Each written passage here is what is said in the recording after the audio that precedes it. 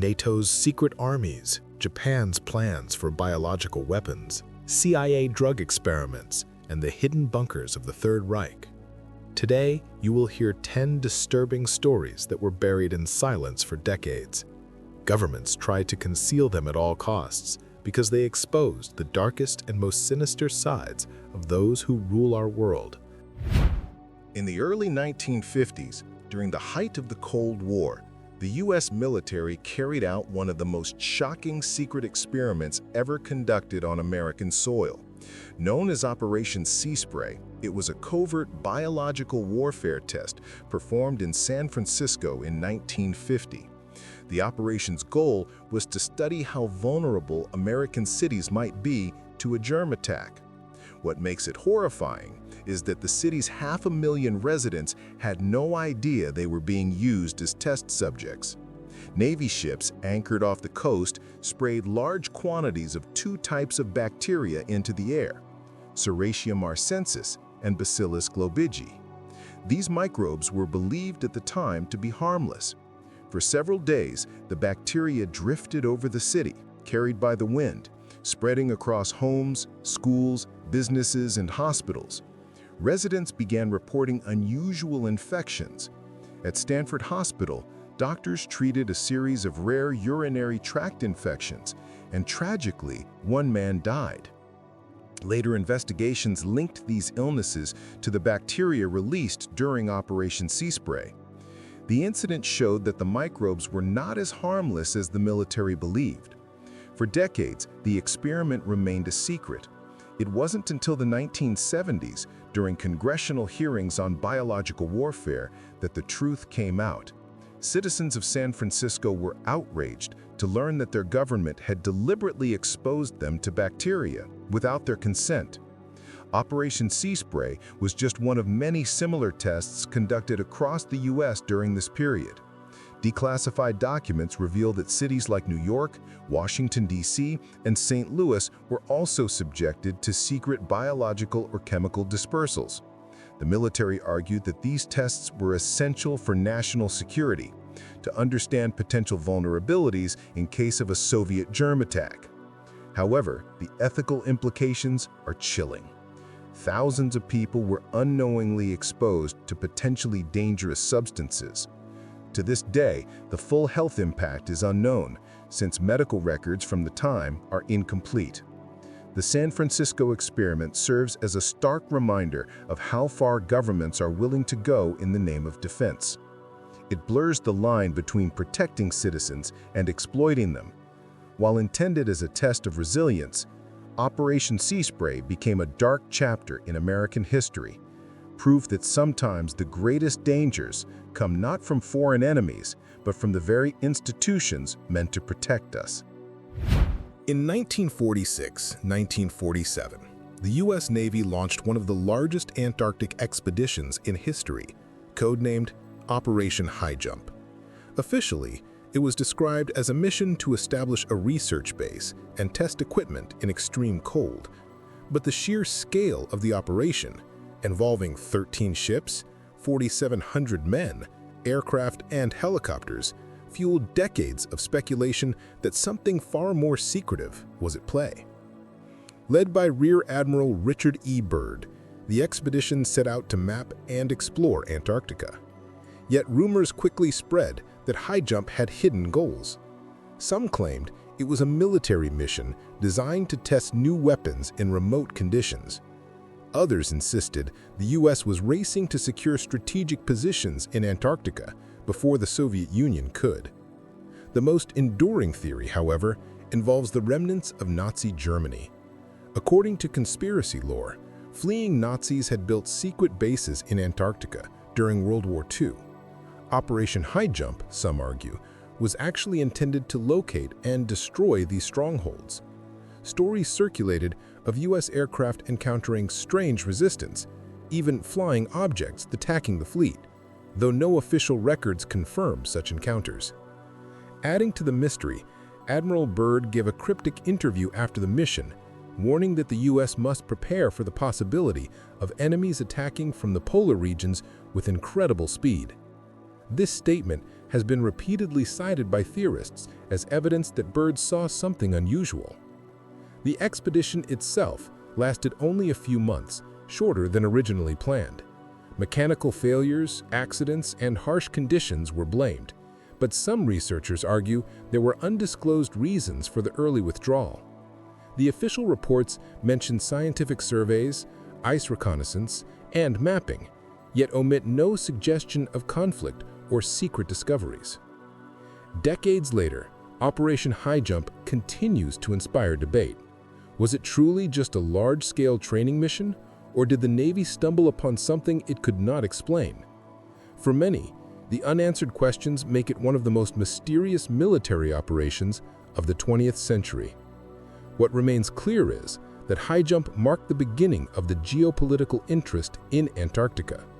Soon after, the Antarctic Treaty was signed, banning military activity and reserving the continent for science, perhaps a way to keep certain secrets buried under the ice.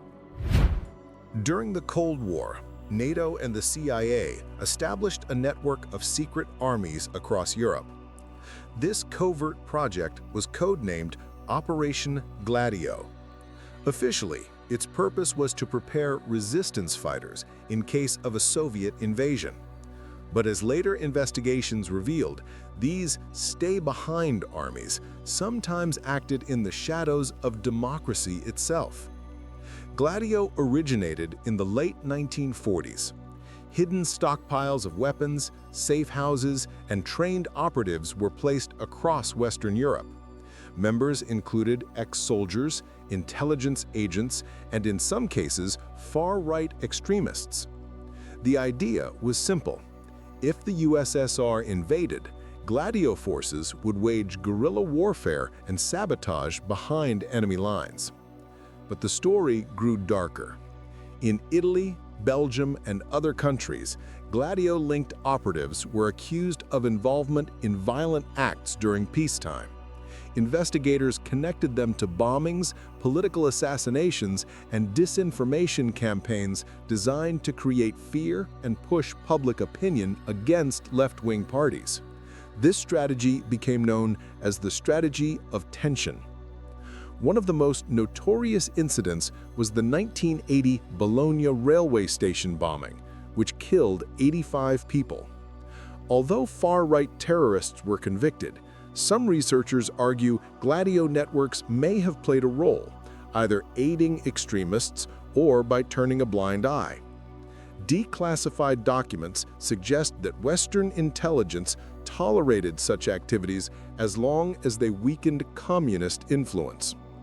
For decades, Gladio remained a rumor, dismissed as conspiracy theory.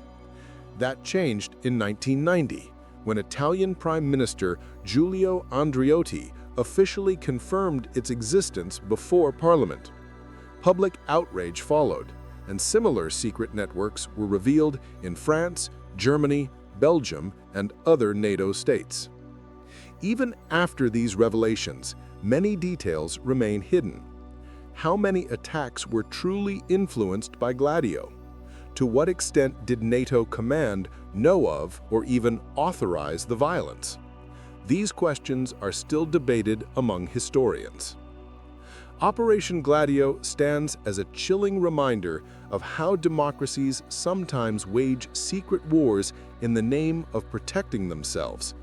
While it may have begun as a defensive plan, it blurred into manipulation, subversion, and possible state-sponsored terror. Among the darkest secrets of World War II lies Unit 731, a covert Japanese military division that turned science into horror. Officially called the Epidemic Prevention and Water Purification Department of the Kwantung Army, it operated from 1935 to 1945 in occupied Manchuria. Behind its clinical name hid one of the most infamous programs of human experimentation ever known.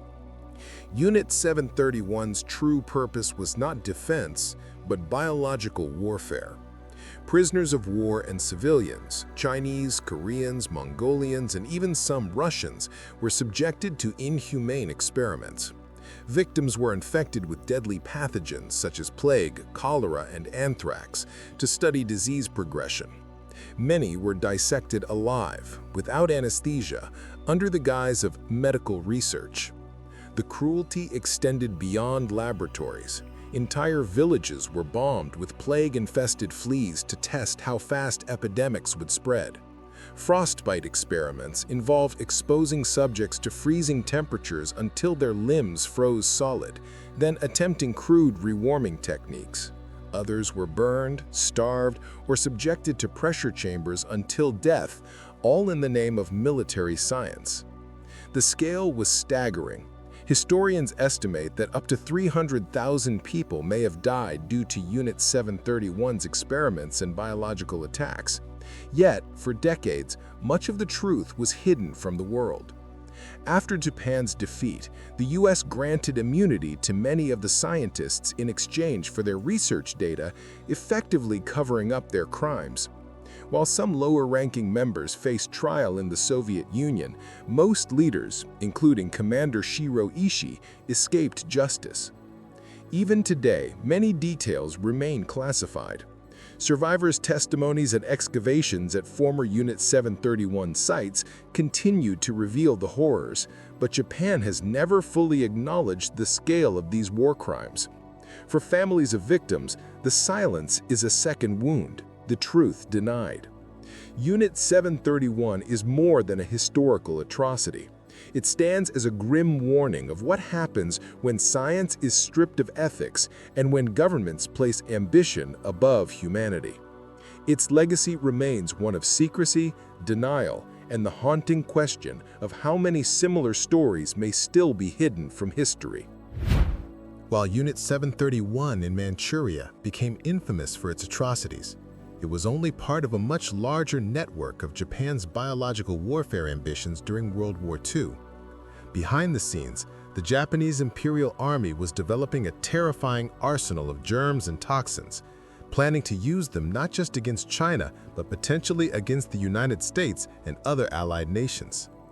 Japan established several covert facilities besides Unit 731, including Units 100, 1644, and others scattered across occupied territories. Their goal was to weaponize diseases like plague, cholera, anthrax, and typhoid. Experiments were carried out on prisoners of war and local civilians, while mass production plants secretly prepared biological agents on an industrial scale. One of the most disturbing strategies was the use of plague-infested fleas. These were bred in the millions and then released over Chinese cities using ceramic bombs, causing outbreaks that killed tens of thousands. Other weapons included contaminated food, poisoned wells, and even plans to unleash infected livestock to destroy agriculture. The most shocking revelation came from Operation Cherry Blossoms at Night, a 1945 plan to send submarines carrying aircraft to attack the U.S. West Coast with plague bombs. Though Japan surrendered before it could be carried out, historians believe such an operation might have triggered an unimaginable catastrophe on American soil. Even after the war, the truth about Japan's biological weapons program remained obscured. Just like with Unit 731, many scientists were shielded from prosecution. In exchange for their research, the United States granted immunity, seeing the data as valuable for Cold War purposes. This meant that most of those responsible never faced justice, and the victims were left forgotten. Today, evidence of Japan's biological warfare program is still surfacing through declassified documents, survivor testimonies, and archaeological excavations of old facilities. Yet official recognition remains limited, and the full scope of the planned attacks may never be known. Japan's secret biological weapons program reminds us of how close the world came to facing a new kind of warfare, one where invisible pathogens, not bombs, could wipe out entire populations. It stands as a dark warning of how science, when twisted by war, can become a weapon of mass destruction. In the shadows of the Cold War, the CIA conducted numerous secret experiments in the hope of finding tools for mind control, interrogation, and psychological warfare. While projects like MK Ultra later became infamous, one of the earliest and lesser-known programs was Operation Chatter. Launched in 1947, it set the foundation for decades of experiments involving drugs and human behavior. The aim of Operation Chatter was deceptively simple: to discover truth serums that could compel subjects to reveal secrets without resistance. The CIA and U.S. Navy turned to a variety of substances, focusing particularly on scopolamine and later experimenting with LSD, mescaline, and other hallucinogens. Scopolamine, a drug derived from plants like henbane and jimsonweed, had long been rumored to lower inhibitions and make individuals more suggestible. During Operation Chatter, it was administered to both animals and humans, often without informed consent. Test subjects included prisoners, psychiatric patients, and even unwitting military personnel. The experiments were disturbing in their methodology. Subjects were observed under the influence of drugs, interrogated, and sometimes pushed into extreme psychological distress. Researchers recorded how individuals reacted, what secrets they disclosed, and how easily they could be manipulated. The ethical violations were enormous. Many victims suffered long-term psychological trauma as a result. Although Operation Chatter was officially discontinued in 1953, its results directly fed into the larger and more infamous MK Ultra program. There, the scope expanded to include brainwashing techniques, hypnosis, and far more aggressive use of hallucinogens. In this sense, Operation Chatter can be seen as the prototype, the first attempt to weaponize the human mind. For decades, the existence of Operation Chatter was hidden. Only in the 1970s, after congressional investigations into CIA abuses, did fragments of information become public. Yet many records remain classified, and survivors' voices are few. What is clear is that this early project blurred the line between science and torture, setting a dangerous precedent for covert operations. Operation Chatter is a reminder that the pursuit of power during the Cold War was not limited to bombs or missiles. It extended into the very thoughts and consciousness of individuals, showing just how far governments were willing to go in their quest for control. On June 8, 1967, during the Six-Day War, the American intelligence ship USS Liberty was attacked in the eastern Mediterranean. Israeli aircraft and torpedo boats bombarded the vessel, leaving 34 U.S. sailors dead and 171 wounded. Officially, Israel claimed the attack was a tragic case of mistaken identity, but for decades, a darker theory has persisted, one tied to a secret plan known as Operation Cyanide. The USS Liberty was no ordinary ship. Equipped with advanced surveillance technology, it was monitoring communications in the region at the height of the Arab-Israeli conflict. According to declassified documents and survivor testimonies, U.S. intelligence had anticipated possible hostilities involving not only Israel and its neighbors, but also the Soviet Union. The conspiracy theory suggests that the attack on the Liberty was not an accident at all, but a calculated move. Operation Cyanide, according to researchers, was a covert plan involving both U.S. and Israeli forces. The idea was to sink the Liberty, blame Egypt for the destruction, and use the incident as justification for direct U.S. involvement in the war. Such an escalation could have reshaped the entire balance of power in the Middle East. Survivors of the Liberty have long claimed that the ship was clearly marked as American and flying the U.S. flag. They insist the attack was deliberate and coordinated, lasting over an hour with waves of jets and torpedo boats. Radio communications from the Liberty were jammed, and distress signals were blocked, evidence that suggested a planned operation, not a battlefield mistake. The most unsettling aspect is the silence that followed. Both the U.S. and Israeli governments quickly closed investigations, framing the attack as a tragic error. Crew members were ordered not to discuss the incident publicly, and many records remained classified for decades. To this day, debate rages among historians, naval officers, and intelligence experts about what truly happened. If Operation Cyanide was real, It stands as one of the most chilling examples of a false flag operation nearly carried out, an attack on one's own allies for geopolitical gain. Whether the truth will ever be fully revealed remains uncertain, but for the families of those who died aboard the Liberty, the unanswered questions are as painful as the attack itself. During the height of the Cold War, the world was gripped by an endless shadow war beneath the seas. One of the strangest and least discussed episodes is known as the incident at Hecate Head, a mysterious submarine confrontation that nearly triggered an international crisis. The story begins in the late 1960s, when NATO forces detected unusual submarine activity off the coast of northern Norway, near a location referred to as Hecate Head. According to declassified fragments and accounts from naval officers, unidentified submarines, believed to be Soviet, entered restricted waters, maneuvering dangerously close to NATO installations. Western navies scrambled to intercept. For days, anti-submarine warfare units hunted the intruders using sonar, depth charges, and patrol aircraft. Witnesses describe a cat-and-mouse game beneath the waves, with submarines evading detection and reappearing in unexpected places. At one point, sonar operators reported acoustic signatures suggesting more than one submarine, raising fears of a coordinated Soviet incursion. What made the Hecate Head incident particularly alarming was the intensity of the pursuit. NATO ships allegedly cornered one submarine, forcing it into shallow waters.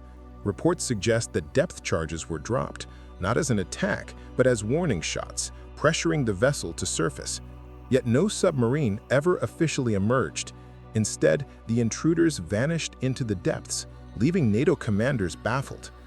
The secrecy surrounding the event has fueled speculation for decades. Some researchers argue that it was indeed a Soviet operation, a test of NATO defenses, and a demonstration of how easily submarines could infiltrate key waters. Others suggest a more unsettling possibility, that not all the submarines involved were Soviet. A few naval veterans hinted at unidentified acoustic signatures, unlike any known submarine of the time, sparking whispers of experimental technology, or something even stranger. The official records remain sparse, and both NATO and Soviet archives have kept most details classified. What is certain is that the incident raised tensions at a fragile moment in the Cold War. Had one side miscalculated, the confrontation at Hecate Head could have escalated into open conflict. Today, the incident at Hecate Head is a little-known Cold War mystery, a reminder of how many dangerous close calls occurred far from the public eye. Whether it was a Soviet probe, a NATO intelligence cover-up, or something more enigmatic, it remains an episode shrouded in silence and unanswered questions. The Vietnam War is often remembered for its jungles, guerrilla warfare, and the heavy involvement of the United States. But hidden beneath the surface was another battlefield, one made of tunnels and underground bases that turned the war into a nightmare for American troops. The most famous of these were the Cu Chi tunnels, located near Saigon.